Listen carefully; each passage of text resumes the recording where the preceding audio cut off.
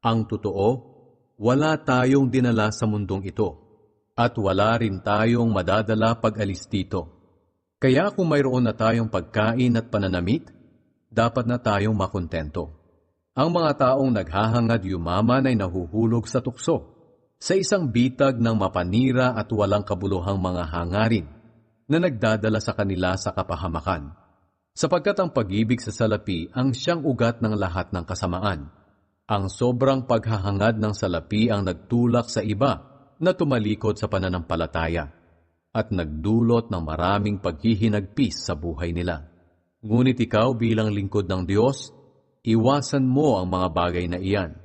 Sikapin mong mamuhay ng matuwid, banal, may matibay na pananampalataya, mapagmahal, mapagtiis, at mabait sa kapwa. Ipaglaban mong mabuti ang pananampalataya.